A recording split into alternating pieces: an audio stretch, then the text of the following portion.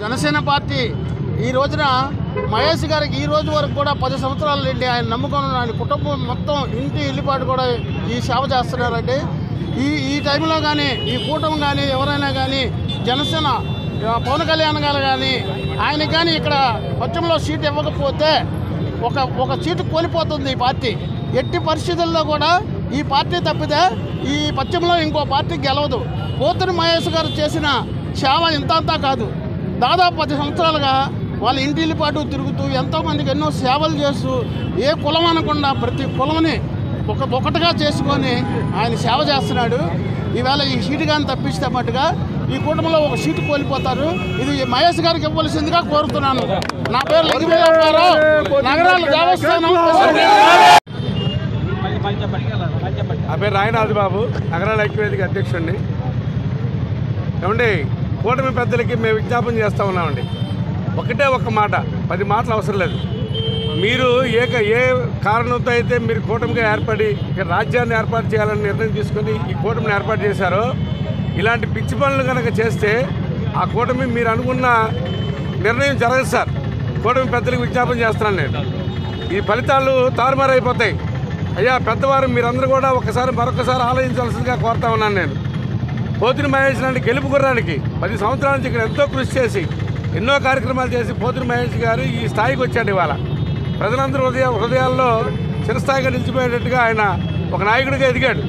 ఇవాళ ఆయనకు వచ్చిన ఛాన్స్ని మీరు కనుక పోగొడితే ఆయనతో పాటు మీరు నష్టపోతారు. అలాగే ప్రజలకు ఇప్పుడు జరుగుతున్న నష్టం ఇంకా పెరుగుతుందని కూడా ఈ సభాముఖం మీకు తెలియపరుస్తాను. సంక్షేమ సంఘం విజయవాడ నగర ప్రెసిడెంట్గా అలుపెరగని పోరాట యోధుడు పోతిని మహేష్ గారికి సీట్ ఇవ్వకపోవడం దీని వెనకాల కుట్రకోణం ఉందేమో అని చెప్పి కూటమి గ్రహించుకోవాలి. ఈ కుట్రలో కూటమి ఒక సీటు బలి అవుతుంది తప్ప సీటు గెయిన్ అవ్వదు. పోతిన్ మహేష్ గారు గెలిచే గుర్రాన్ని లోపలకు ఉంచితే ఈ సీటు కోల్పోవడమే కాకుండా కూటమికి నష్టం జరుగుతుందనే విషయాన్ని బీసీ సంక్షేమ సంఘం నుంచి నేను కనిశెట్టి లక్ష్మణరావు తెలియజేస్తున్నాను. జాతీయ బీసీ సంక్షేమ సంఘం పోతిన్ మహేష్కి మద్దతు తెలుపుతుంది. నాయకుడిగా మహేష్ గారు అనేక పోరాటాలు చేశారు. అలాగే మన విజయవాడలో జరుగుతున్న అవినీతికి తాను ఒక గట్టిగా నిలబడి తను ఒక త్రిశంకు సౌకర్యం దీనిగా అంకుశం మాదిరిగా తను గట్టిగా పోరాడి ఈ యొక్క ప్రభుత్వ వ్యతిరేక విధానాలు ఏదైతే ఉన్నాయో ప్రజారాజ్యకమైన విధానాలకి తను అనుకూలిస్తూ ప్రభుత్వ వ్యతిరేక విధానాలని గట్టిగా పోరాటాలు చేస్తూ గట్టిగా తను ప్రజల ముందుకు వచ్చాడు. క్రైస్తవులు కానీ హిందువులు కానీ మతాలకు అతీతంగా కులాలకు అతీతంగా అందరికీ దగ్గర అయ్యాడు. మహేష్ గారు తన గత 10 సంవత్సరాల నుంచి చేసిన కష్టం ఈరోజు తన యొక్క ఫలితాన్ని చూపించుకునే టైంలో ఏదో ఉద్దేశంతో ఎవరైతే కొంతమంది చేసినా దీనికి బలి కాకూడదని మీ అందరూ సమైక్యంగా మహేష్ గారి కనుక సీట్ ఇస్తే మేము గెలిపించి మీకు గిఫ్ట్గా ఇస్తామని కోరుతున్నామండి. నా పేరు తమ్మిన హేమంత్ కుమార్ అనేటటువంటి ఆలోచనతో అతని పనితీరు గురించి పశ్చిమ నియోజకవర్గ ప్రజలు ఒక నిర్ణయానికి వచ్చారు. ఈ తరుణంలో గత 2 రోజుల నుంచి ఏదేదో ఊహాగానాలు, ఆ ఊహాగానాల గురించి ఆందోళన చెందుతున్నారు ప్రజలు. మా ఉద్దేశం ఏంటంటే మేము మహేష్ సైనికులుగా, మహేష్ గెలుపుకి సిద్ధమైనటువంటి కార్యకర్తలుగా, ఒక బీసీల నాయకుడిగా మాది ఒకటే, కుల మతాలను పక్కన పెట్టాం, పార్టీలను పక్కన పెట్టాం. మహేష్ గారిని గెలిపించి తీరుకుంటామని మీ ద్వారా జనసేనాధిపతి పవన్ కళ్యాణ్ గారికి మనవి చేస్తున్నాం. అయ్యా, నువ్వు ఒత్తిడికి లొంగితే నీ నాయకత్వాన్ని ప్రశ్నించే స్థాయి రాష్ట్ర వ్యాప్తంగా వస్తుందయ్యా. కూటమికి అర్థం ఉండదయ్యా.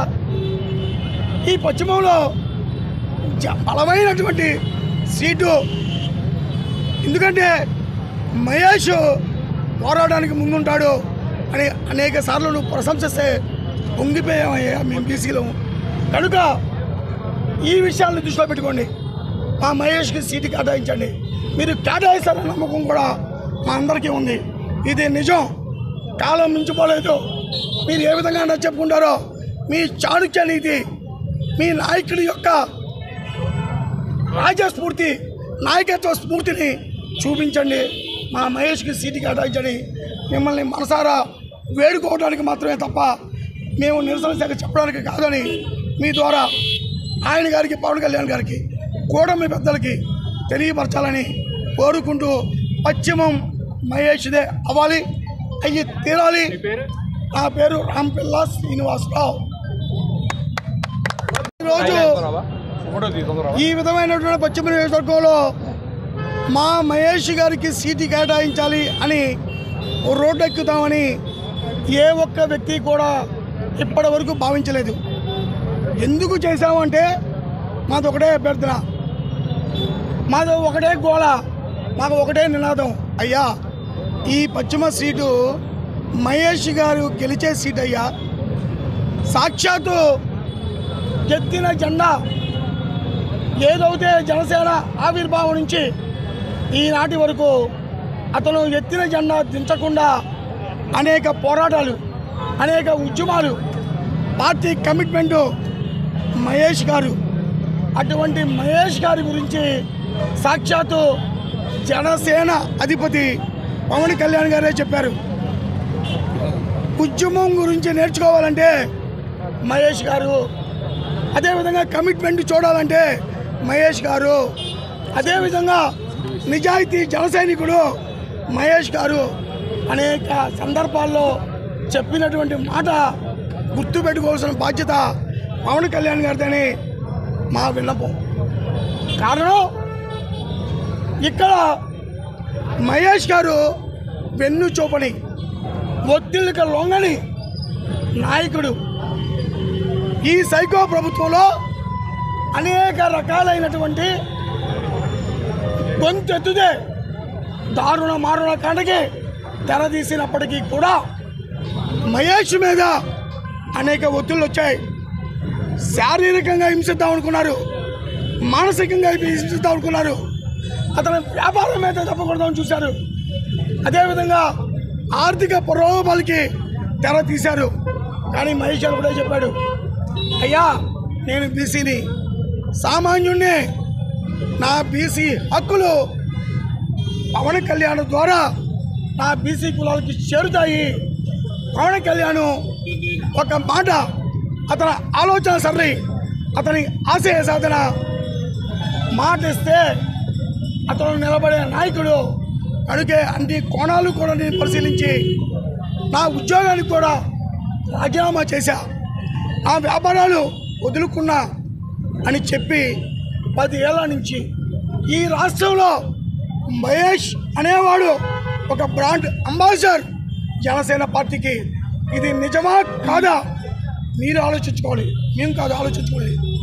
మా పశ్చిమ నియోజకవర్గంలో మా మైండ్ సెట్లు మొత్తం 80 to 90%, 60 కాదండి. మేము కీన్ ఫైట్లో లేవండి, విత్ విన్నింగ్ ఆఫ్ మహేష్గా ఉన్నామండి. పశ్చిమ నియోజకవర్గ ప్రజల హృదయాల్లో మైండ్ సెట్లో గాజు గ్లాసు కనబడితే ఓటేద్దాం. ఆ గాజు